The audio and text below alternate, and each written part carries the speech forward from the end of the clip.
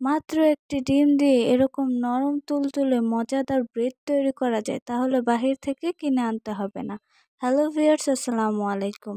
আবারও সবাইকে কিচেন কুইনের পক্ষ থেকে স্বাগতম।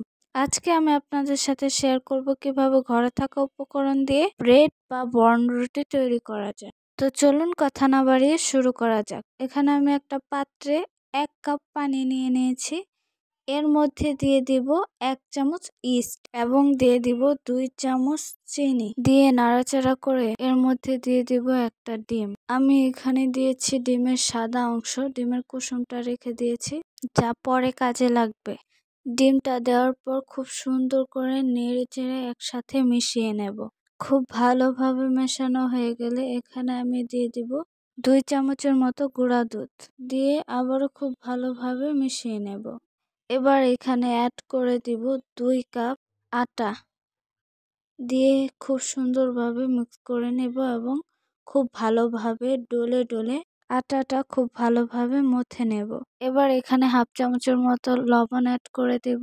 আগে আমি লবণটা দেইনি, কারণ ইস্টের সাথে লবণ অ্যাড করলে ইস্টটা মারা যায়, সেজন্য।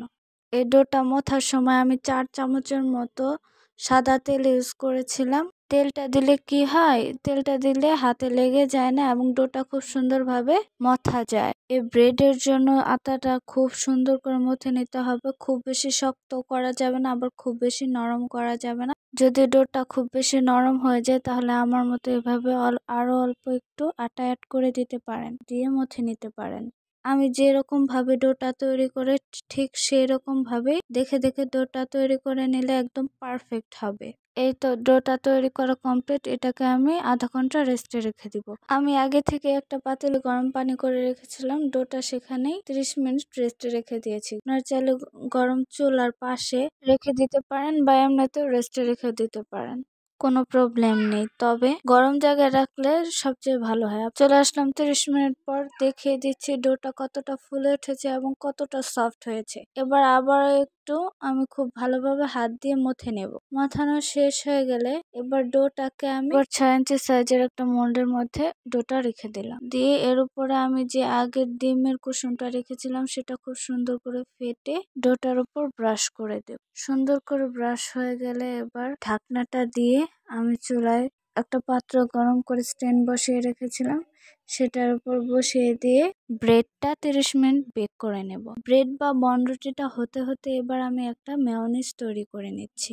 এখানে আমি একটা সিদ্ধ ডিম নিয়েছি, তার মধ্যে দিয়ে দিলাম 1 চামচ চিনি, 1 চামচ গুঁড়া দুধ দিয়ে আমি খুব সুন্দর করে ব্লেন্ড করে নেব। এই তো তৈরি হয়ে গেল মেয়োনিজ। দেখতেই পাচ্ছেন মেয়োনিজটা কতটা থিক হয়েছে, খেতেও কিন্তু দারুণ লাগে। এই তো চলে আসলাম, ব্রেডটা হয়ে গেছে। এবার এটাকে আমি নামিয়ে নিচ্ছি। দেখতেই পাচ্ছেন কতটা সুন্দর হয়েছে এবং কতটা সফট হয়েছে। আমি আপনাদেরকে দেখাবো কতটা সফট হয়েছে। এবার আমাকে এটাকে কেটে 2 ভাগ করে নেব।